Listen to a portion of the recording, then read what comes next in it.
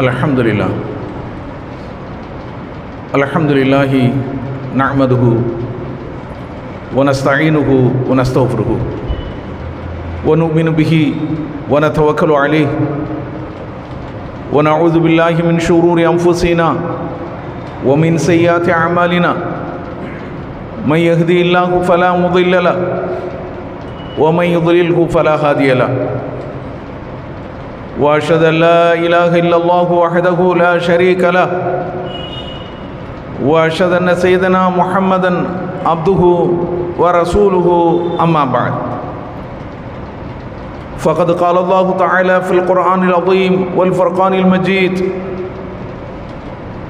يا أيها الذين آمنوا اتقوا الله حق تقاته ولا تموتن إلا وأنتم مسلمون يا أيها الناس اتقوا ربكم الذي خلقكم من نفس واحدة وخلق منها زوجها وبث منهما رجالا كثيرا ونساء واتقوا الله الذي تساءلون به والأرحام إن الله كان عليكم رقيبا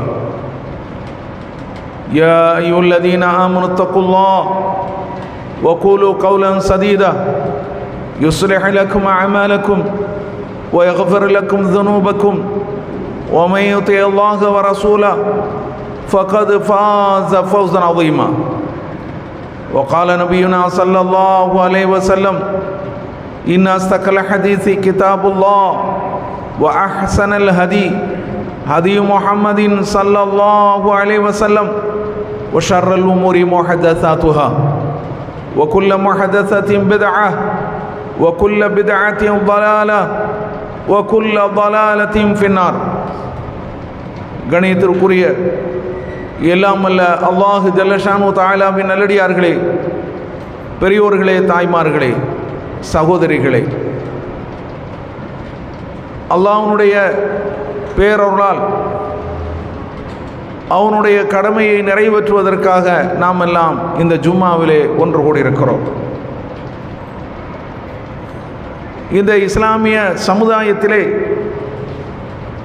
ஆண்களுக்கு இருக்கக்கூடிய கடமைகள், உரிமைகள் பெண்களுக்கும் உள்ளன.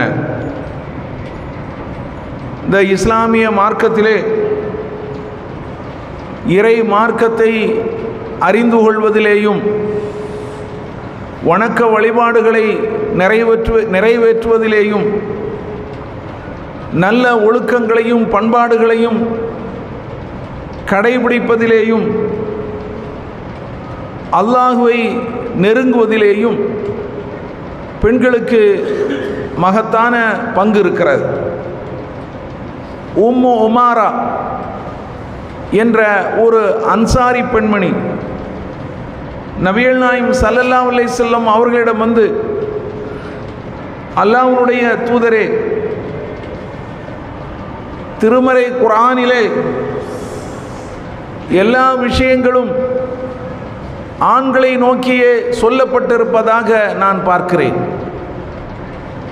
பெண்களுக்கென்று எந்த ஒன்றும் இல்லை என்பதாக நான் கருதுகிறேன். இது குறித்து தங்களுடைய கருத்து என்ன என்று நபி ஸல்லல்லாஹு அலைஹி வஸல்லம் அவர்களிடத்திலே கேட்டார்கள். நீங்கள் நன்மைகளை செய்தால் அது உங்களுக்கு மிகப்பெரிய பலனை ஈட்டித் தரும்.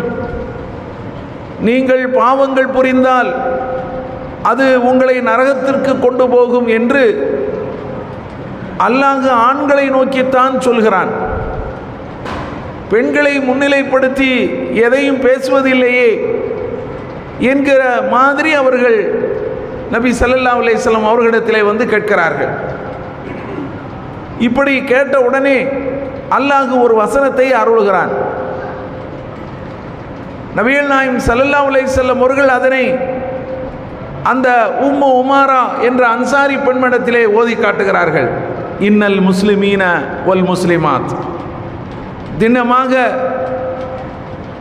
அல்லாஹ்வுக்கு அடிபணிந்து நடக்கக்கூடிய ஆண்கள் பெண்கள், வல் முஃமினீன வல் முஃமினாத்,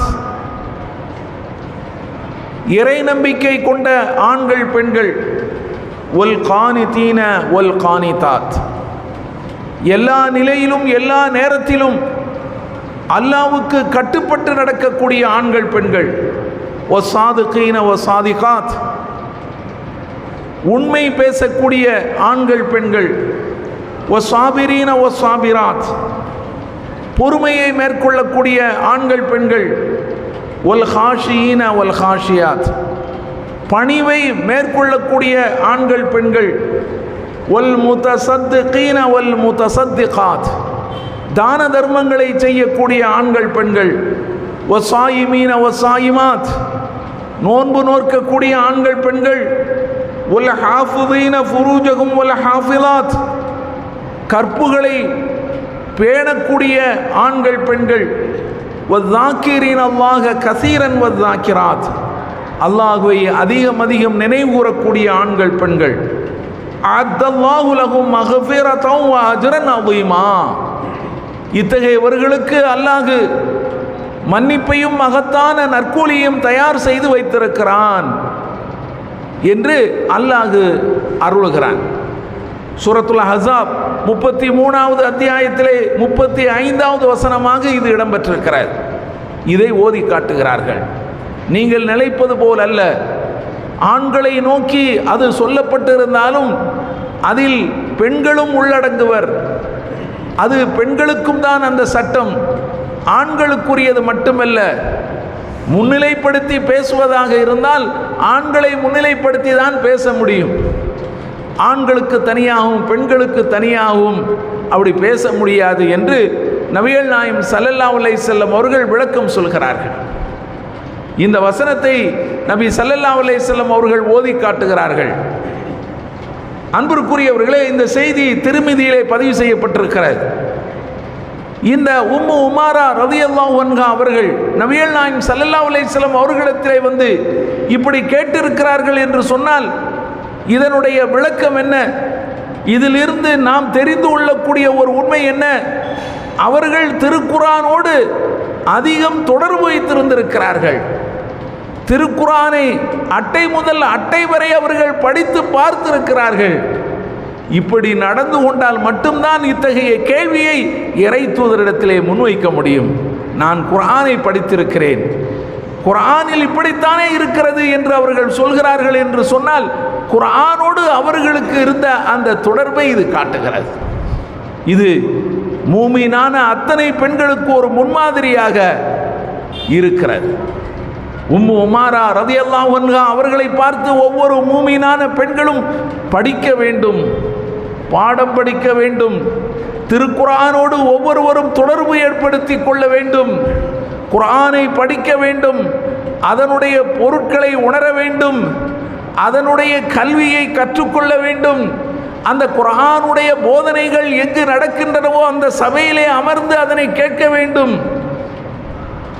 இதுதான் ஒவ்வொரு பெண்களுடைய கடமை என்பதை இதிலிருந்து நாம் உணர்ந்து கொள்ள வேண்டும். அதுபோல ஸைனப் பின் ஜஹஷ் ரலியல்லாஹு அன்ஹா அவர்கள் நபிகள் நாயகத்தினுடைய மனைவி ஸைனப் பின் ஜஹஷ், இவர்களை பற்றிய ஹதீஸிலே காணப்படுகிறது. ஒரு முறை நபிகள் நாயகம் ஸல்லல்லாஹு அலைஹி வஸல்லம் அவர்கள் பள்ளிவாசலுக்குள்ளே நுழைகிறார்கள். 2 தூண்களுக்கிடையே ஒரு கயிறு தொங்குகிறது. இது என்ன கயிறு என்று கேட்கிறார்கள்.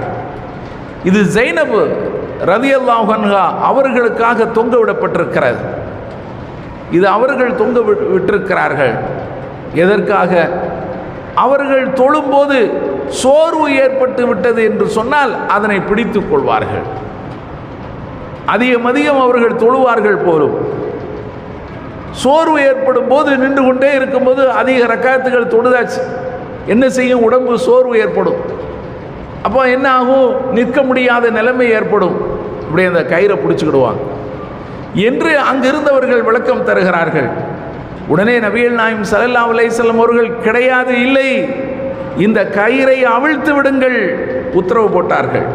லியுஸல்லி அஹதுக்கும் நஷாத்தா, உங்களில் ஒருவர் உற்சாகத்தோடு இருந்து கொண்டுதான் தொழுகையை நிறைவேற்ற வேண்டும். சோம்பல் ஏற்பட்டு விட்டால் அவர் உட்கார்ந்து விட வேண்டும் என்று நபிகள் நாயகம் ஸல்லல்லாஹு அலைஹி வஸல்லம் அவர்கள் அங்கே சொன்னார்கள். சஹீஹுல் புகாரியிலே இந்த செய்தி பதிவு செய்யப்பட்டிருக்கிறார். இந்த செய்தி உணர்த்தக்கூடிய விஷயம் என்ன? ஸைனப் ரலியல்லாஹு அன்ஹா அவர்கள் வழிபாடுகளை அந்த அளவுக்கு அவர்கள் ஆர்வம் காட்டியிருக்கிறார்கள், அதிகம் தொழுதிருக்கிறார்கள், தொழுகைக்கு அவர்கள் முன்னுரிமை முக்கியத்துவம் தந்திருக்கிறார்கள் என்பதை இது காட்டுகிறதா இல்லையா? இன்றைக்கு நம்மளுடைய பெண்களுக்கு இதில் பாடம் இல்லையா? மூமினான ஒவ்வொரு பெண்களுக்கும் இதில் படிப்பினை இல்லையா? அவர்கள் எப்படி இருக்கிறார்கள்? வழிபாடுகள் விஷயத்தில் அவர்களுடைய நிலை என்ன? தொழுகை விஷயத்தில் அவர்களுடைய நிலைப்பாடு என்ன? நேர காலத்தோடு தொழக்கூடிய பெண்கள் எத்தனை பேர்? அதனுடைய நேரம் தவறி நிறைவேற்றக்கூடிய பெண்களைத்தான் பார்க்கிறோம். பாங்கு சொன்னவுடன் வீட்டிலே தொழக்கூடிய பெண்கள் மிக மிக குறைவு. இன்னும் சொல்ல போனால் ஐவேளை தொழுகையை முறையாக கடைபிடிக்கக்கூடிய பெண்கள் அதிகமானோர் இருக்கிறார்களா? இல்லை என்றுதான் சொல்ல வேண்டும். தொழுகையை நிறைவேற்றாதவர்கள் எவ்வளவோ இருக்கிறார்கள் முஸ்லிம் சமுதாயத்திலே. எனவே இவர்களெல்லாம் படிக்க வேண்டும், இவர்களெல்லாம் பாடம் பெற வேண்டும். ஸைனப் ரலியல்லாஹு அன்ஹா அவர்கள் வழிபாடிலே எந்த அளவுக்கு முக்கியத்துவம் காட்டியிருக்கிறார்கள் என்பதை பார்த்தாவது, இதனை அறிந்தாவது அவர்கள் திருந்த வேண்டும் என்பதை நாம் சொல்லிக் கொள்கிறோம். அதுபோல அந்த நபிகள் நாயகம் ஸல்லல்லாஹு அலைஹி வஸல்லம் அவர்களுடைய காலத்து பெண்கள் தான தர்மங்களை வழங்குவதிலேயும் அவர்களுக்கு அதிக அக்கறை இருந்திருக்கிறது. நபிகள் நாயகம் ஸல்லல்லாஹு அலைஹி வஸல்லம் அவர்கள் பெருநாள் தொழுகைக்கு அவர்கள் குத்துபா உரை நிகழ்த்துகிறார்கள். அந்த குத்துபாவிலே ஆண்களுக்கு சொல்ல வேண்டியதை சொல்லிவிட்டு பெண்கள் பகுதிக்கு வருகிறார்கள். அவர்களுக்கென்று தனியாக அங்கே உபதேசம் செய்கிறார்கள். காரணம் என்ன என்று சொன்னால், பல்வேறு அந்த ஹதீஸுகளை வைத்து நாம் பார்க்கும்போது அவர்களுடைய பேச்சு பெண்கள் பகுதி வரை எட்டி இருக்காது. இப்போது இருக்கக்கூடிய மைக் செட்டிங்லாம் அப்போது கிடையாது. எவ்வளோ தூரம் கத்தி பேச முடியும் ஒரு மனிதனால்? நபிகள் நாயகம் ஸல்லல்லாஹு அலைஹி வஸல்லம் அவர்கள் முடிந்த அளவுக்கு சத்தம் போட்டு பேசியிருப்பார்கள். பெண்கள் கடைசியில் இருப்பாங்க. பெருநாள் தொழுகைக்கு ஏராளமானோர் கலந்து கொண்டிருப்பார்கள். ஆண்களுடைய வரிசையே நீளமாக போய்விடும். அதற்கு பிறகுதான் பெண்களுடைய வரிசை தொடங்கும். அப்போ அவங்களுக்கும் இந்த உரை போய் சேர வேண்டும் என்பதற்காக அவங்க என்ன செய்கிறாங்க? பெண்கள் பகுதிக்கு போகிறாங்க. போய் அவங்களுக்கு உபதேசம் செய்கிறாங்க. நீங்கள் நரகத்தில் உங்களை அதிகம் நான் பார்க்கிறேன், எனவே நரகத்திலிருந்து உங்களை நீங்கள் காத்து கொள்ளுங்கள் அப்படின்னு சொல்லி நபிகள் நாயகம் ஸல்லல்லாஹு அலைஹி வஸல்லம் அவர்கள் சொல்லுகிறார்கள். பிறகு அங்கிருந்து ஒரு பெண்மணி கேட்கிறார்கள், அல்லாஹ்வினுடைய தூதரே, ஏன் இப்படி சொல்கிறீர்கள்?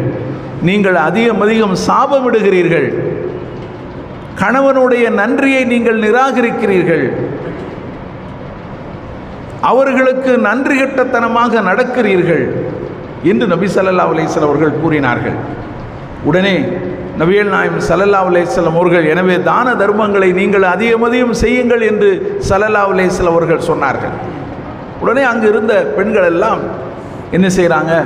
தங்களுடைய காதுகளிலும் கைகளிலும் இருக்கக்கூடிய நகைகளை எடுத்து என்ன செய்கிறாங்க? பிலால் ரலியல்லாஹு அன்ஹு அவர்கள் துண்டை ஏந்திட்டு வராங்க, அதில் போடுறாங்க. நபி ஸல்லல்லாஹு அலைஹி வஸல்லம் அவர்களுடைய காலத்து பெண்கள் தர்மங்களுக்கு முன்னுரிமை கொடுத்திருக்கிறார்கள், முக்கியத்துவம் தந்திருக்கிறார்கள். இதுபோன்று பல செய்திகளை நாம் குறிப்பிடலாம். அவர்கள் தான தர்மங்களை வழங்கியிருக்கிறார்கள். அது மட்டுமல்ல, கல்வியை தேடுவதிலே அந்த பெண்களுக்கு ஆர்வம் இருந்திருக்கிறது, அக்கறை இருந்திருக்கிறது. மார்க்கத்தை படிக்கணும். நபிகள் நாயகம் ஸல்லல்லாஹு அலைஹி வஸல்லம் அவர்களுடைய அவையிலே ஆண்கள் சென்று கேட்கிறார்கள். அவர்களிடம் நேரடியாக பாடங்களை பெறுகிறார்கள். ஏன் நாம் பெற வேண்டாமா? அல்லாஹ்வினுடைய தூதர் என்ன ஆண்களுக்கு மட்டும்தானா? பெண்களுக்கு கிடையாதா? அவர்களிடம் நேரடியாக உட்கார்ந்து கொண்டு அவர்களிடமிருந்து நாம் பாடம் படிக்க வேண்டாமா? அந்த உரிமை நமக்கு இல்லையா என்று நபிகள் நாயகம் ஸல்லல்லாஹு அலைஹி வஸல்லம் அவர்களிடத்திலே சென்று கேட்கிறார்கள். இப்படி அல்லாஹ்வினுடைய தூதரே, உங்களுடைய அவையிலே ஆண்கள் தானே வந்து போகிறாங்க, எங்களுக்கென்று ஒரு அவையை நீங்கள் ஏற்படுத்த வேண்டியது தானே, நாங்கள் உங்களிடமிருந்து பாடங்களை படிக்கின்றோம் என்று சொல்கிறார்கள். உடனே நபிகள் நாயகம் ஸல்லல்லாஹு அலைஹி வஸல்லம் அவர்களுக்கென்று ஒரு நேரத்தை ஒதுக்குகிறார்கள். இந்த நேரம் உங்களுக்காக இருக்கிறது, இந்த நாளிலே வாருங்கள் வந்து படித்து போங்கள் என்று சொல்கிறார்கள். அதே போல நபிகள் நாயகம் ஸல்லல்லாஹு அலைஹி வஸல்லம் அவர்களுடைய அவையில் சென்று ஸல்லல்லாஹு அலைஹி வஸல்லம் அவர்களுடைய முன்னால் அமர்ந்து அவர்கள் பாடங்களை படித்தார்கள். இந்த செய்தி சஹீஹுல் புகாரியிலே நாம் பார்க்கிறோம். இது அவர்களிடம் இருக்கக்கூடிய அந்த ஆர்வம், மார்க்கத்தை தெரிந்து கொள்ள வேண்டும், மார்க்கத்தினுடைய சட்டங்களை புரிந்து கொள்ள வேண்டும், பெண்களுக்கு மட்டும் தொடர்பான அந்த சட்டங்களை கூட கூச்ச நாச்சம் இல்லாமல் நபிகள் நாயகம் ஸல்லல்லாஹு அலைஹி வஸல்லம் அவர்களிடத்திலே கேட்டு விளக்கம் பெற்றிருக்கிறார்கள். அதற்கு உம்மு சுலைம் ரலியல்லாஹு அன்ஹா அவர்களுடைய செய்தி சான்றாக இருக்கிறது. நபிகள் நாயகம் ஸல்லல்லாஹு அலைஹி வஸல்லம் அவர்களிடத்திலே வருகிறார்கள். உம்மு சுலைம் பெண்கள் தொடர்பான ஒரு சட்டத்தை கேட்கிறார்கள். நபிகள் நாயகம் ஸல்லல்லாஹு அலைஹி வஸல்லம் அவர்கள் அதற்கு பதில் சொல்கிறார்கள். அந்த பதிலை வாங்கிவிட்டு செல்கிறார்கள்.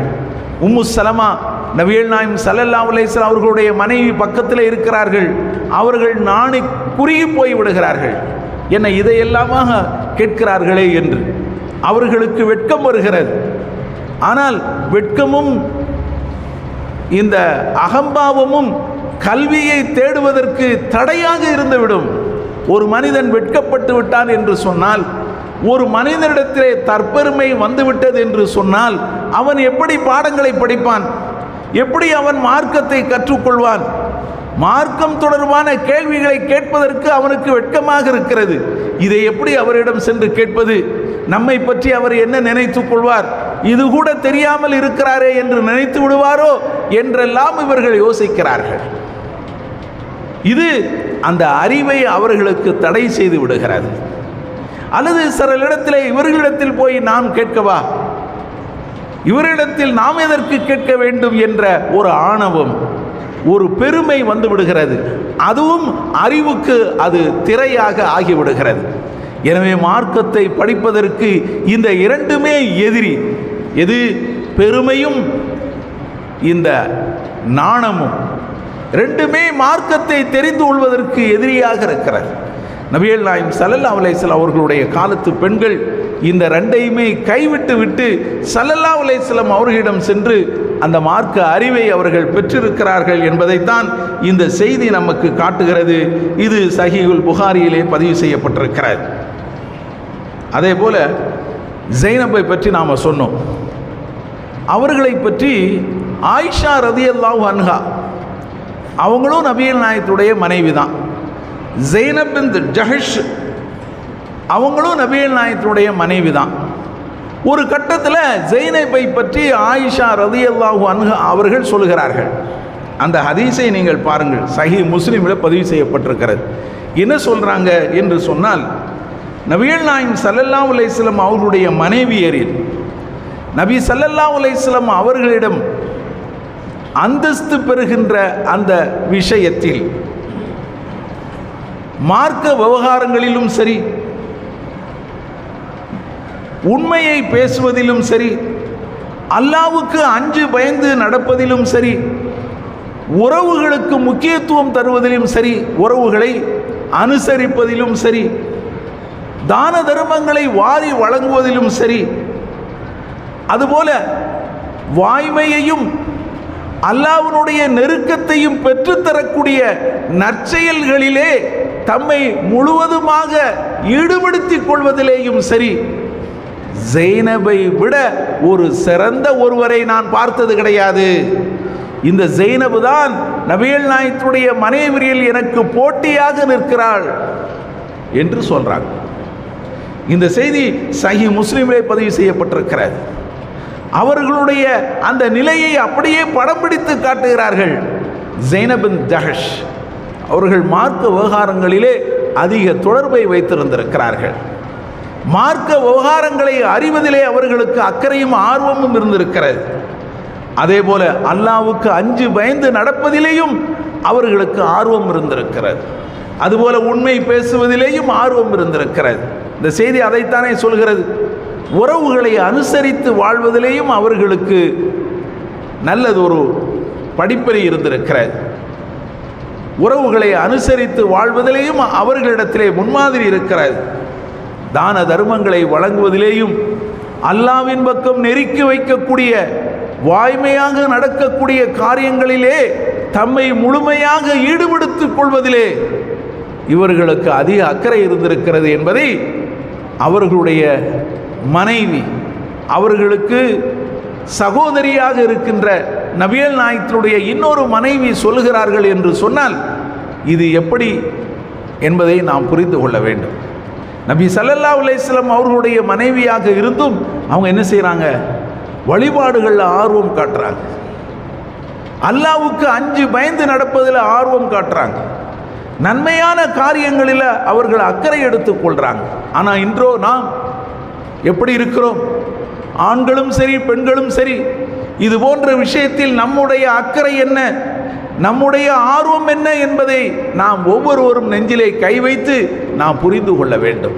நாம் எங்கே இருக்கிறோம், அவர்கள் எப்படியெல்லாம் நடந்திருக்கிறார்கள் என்பதை நாம் புரிந்து கொள்ள வேண்டும். எனவே இந்த நபிகள் நாயகம் ஸல்லல்லாஹு அலைஹி வஸல்லம் அவர்களுடைய காலத்தில் வாழ்ந்த இந்த பெண்கள், சஹாபிய பெண்கள், இந்த அளவுக்கு அவர்கள் நடந்து கொண்டிருக்கிறார்கள் என்று சொன்னால் அதற்கான காரணம் என்ன? சொர்க்கம் செல்ல வேண்டும் என்கின்ற ஒரு நோக்கம் அவர்களுக்கு இருந்திருக்கிறது. அப்படித்தானே? இரண்டாவதாக அவர்கள் தங்களையும் தங்களுடைய குடும்பத்தாரையும் நரகத்தில் இருந்து காத்து கொள்ள வேண்டும் என்கின்ற அக்கறை அவர்களுக்கு இருந்திருக்கிறது. மூன்றாவதாக சொல்ல போனால் இறை மார்க்கத்திலே உள்ள கடமை என்ன, தங்களுடைய பொறுப்பு என்ன? அல்லாஹ் ஒவ்வொருவருக்கும் பொறுப்பையும் கடமையும் தந்திருக்கிறான். அது நம்மளுடைய வீட்டிலும் சரி, நமக்கும் சரி, நம்மளுடைய பிள்ளைகள் விஷயத்திலும் சரி, அந்த பொறுப்பை சரிவர நாம் நிறைவேற்ற வேண்டும் என்கின்ற அந்த கடமைதான் அவர்களை இவ்வாறு நடக்க செய்திருக்கிறது. அதை நாம் பார்க்க முடிகிறது. எனவே நம்முடைய பிள்ளைகளையும் அவர்கள் அந்த வகையில் தங்களுடைய பிள்ளைகளையும் பயிற்றுவித்திருக்கிறார்கள். இஸ்லாமிய அடிப்படையில் அவர்கள் வார்த்தெடுத்திருக்கிறார்கள். இதையெல்லாம் நாம் பார்க்க முடிகிறது. எனவே நாம் ஒவ்வொருவரும் மார்க்கத்தை படிப்போம். ஆணாக இருந்தாலும் சரி, பெண்ணாக இருந்தாலும் சரி, இறை மார்க்கத்தை தெரிந்து கொள்வதற்கு ஒவ்வொருவரும் அக்கறை எடுத்துக்கொள்வோம், ஆர்வம் எடுத்துக்கொள்வோம். வணக்க வழிபாடுகளிலே நாம் மிகுந்த அக்கறையோடு நாம் செயல்பட வேண்டும். வழிபாடுகளையும் நல்ல அமல்களையும் நாம் பேணிக்கொள்ள வேண்டும். நாம் மறுமையிலே சொர்க்கம் அடைய வேண்டும். அதற்காக நம்மளுடைய வாழ்வை நாம் சீர்திருத்திக் கொள்ள வேண்டும். எல்லாமல்ல அல்லாஹு ஜல்ல ஷானு தஆலா நம் அனைவருக்கும் இத்தகைய சீர்திருத்தத்தை தந்தருள்வானாக என வேண்டி என்னுடைய உரையை முடித்துக் கொள்கிறேன்.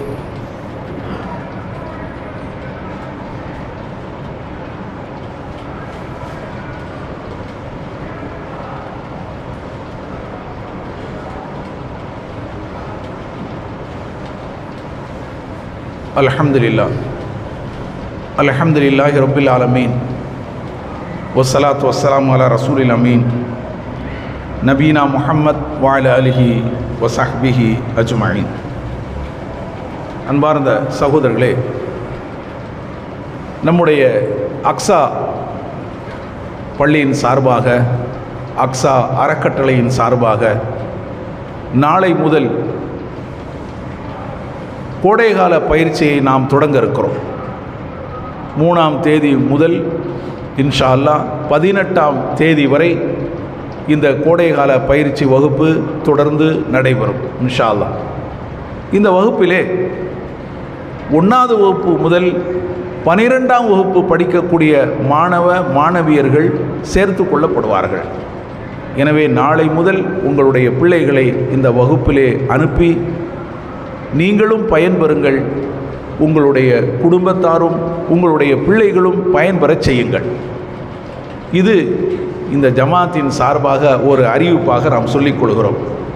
மட்டுமல்லாமல் பெற்றோர்களுடைய ஒரு கடமையும் ஆகும். இது இந்த மாதிரியான லீவு நேரங்களில் பிள்ளைகளை ஆங்காங்கே செல்ல விடாமல் தடுத்து அவர்களை நல்ல பணிகளிலே ஈடுபடுத்தி, குறிப்பாக மார்க்கத்தை அறிவதிலே அவர்களுக்கு ஒரு வாய்ப்பை கொடுத்து அவர்களை பக்குவப்படுத்துவது பெற்றோர்களுடைய ஒரு பெரிய கடமையாக இருக்கிறது.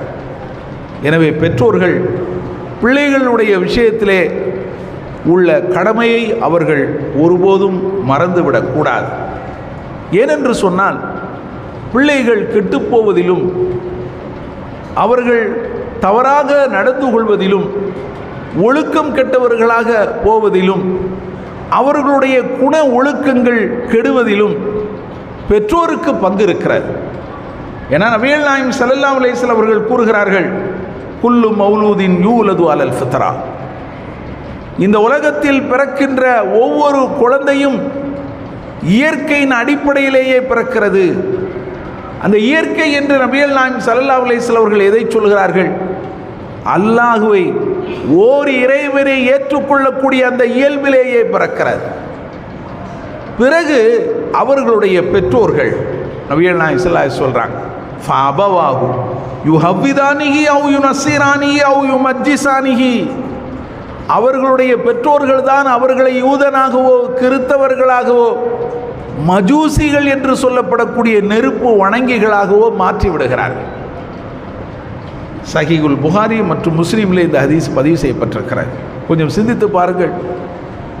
குழந்தைகளுடைய அந்த நிலைமை, அவர்கள் இறை நம்பிக்கை உடையவர்களாக வாழ்வதற்கு பதிலாக ஒரு குஃப்ரிலே அவர்கள் போய் வீழ்வதற்கு என்ன காரணம்? அவர்கள் நல்ல முஸ்லிம்களாக வாழாமல் கெட்டவர்களாக அவர்கள் வாழ்வதற்கு என்ன காரணம்? அது இந்த தாய்மார்கள் தான், தந்தைமார்கள் தான் என்று நபிகள் நாயகம் ஸல்லல்லாஹு அலைஹி வஸல்லம் அவர்கள் சொல்லி காட்டுகிறார்கள். அவர்கள் அந்த குழந்தைகளை இஸ்லாமிய அடிப்படையிலே வார்த்து அவர்களை பயிற்றுவித்து பக்குவப்படுத்தி இருந்தால் அவர்கள் இஸ்லாமிய சிந்தனையிலே நல்ல ஒழுக்கங்களை, அல்லாஹ்வுக்கு அஞ்சு பயந்து நடக்கக்கூடிய அந்த நிலையை பெற்று அவர்கள் வாழ்வார்கள். அதற்கான சாதகமான சூழ்நிலைகளை ஏற்படுத்தி கொடுப்பது யார்? பெற்றோர்கள் இல்லையா? எனவே அன்பிற்குரிய பெற்றோர்களே, இந்த நேரங்களை நீங்கள் பயன்படுத்துங்கள். இந்த ஜமாத்து உங்களுடைய பிள்ளைகளை ஒரு 15 நாட்கள் வைத்து அவர்களுக்கு மார்க்கத்தை எடுத்து சொல்ல தயாராக இருக்கிறது. நீங்களும் ஒத்துழைப்பு கொடுங்கள். உங்களுடைய பிள்ளைகளை அனுப்பி வைத்து நீங்கள் அதற்கு உதவுங்கள்.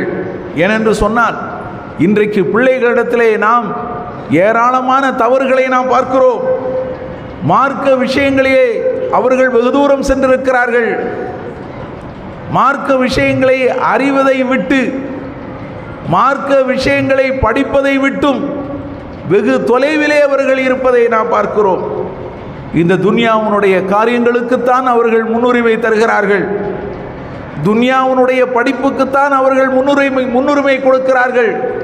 மார்க்க படிப்பு, மார்க்க சிந்தனை என்று வரும்போது சைபர்களாக அவர்கள் இருப்பதை நாம் பார்க்கிறோம். அது மட்டுமல்ல, தொழுகை விஷயத்திலே அவர்களிடத்திலே பேணுதல் கிடையாது.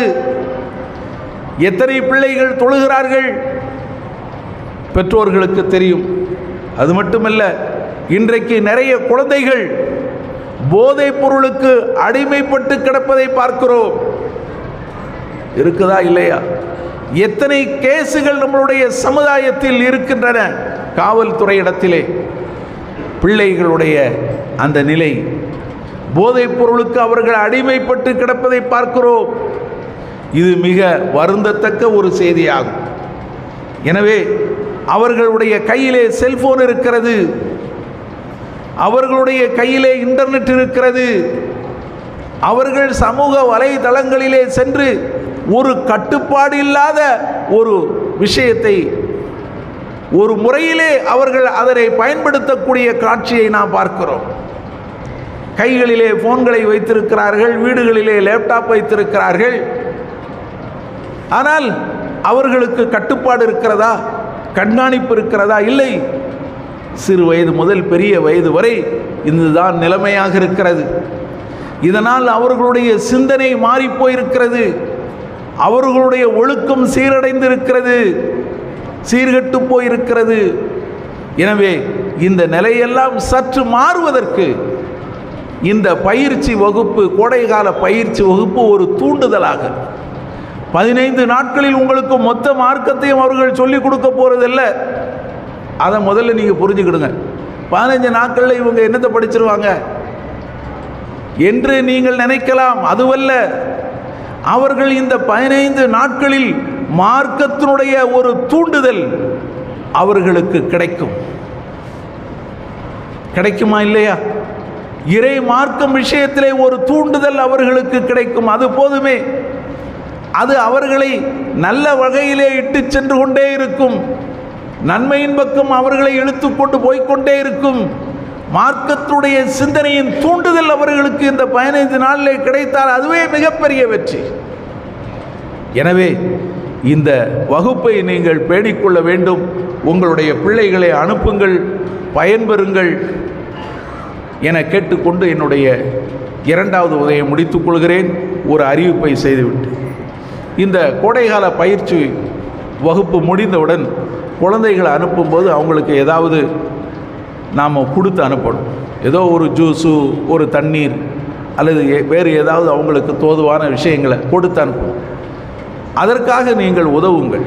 உங்களுடைய பொருளாதாரத்தை தந்து, ஒரு நாளைக்கு முதல் நாள் நான் கொடுக்குறேன், உங்களுக்கு என்ன வேணும், நான் ஜூஸு தரவா, தண்ணீரை தரவா, பிஸ்கட்டு தரவா, சாக்லேட்டு தரவா, அல்லது குழந்தைகளுக்கு தோதுவான ஒன்றை நான் தருகிறேன் அப்படின்னு சொல்லி நீங்கள் ஒவ்வொரு நாளைக்கு 15 நாள் 15 பேர் முன் வந்தாலே போதும்.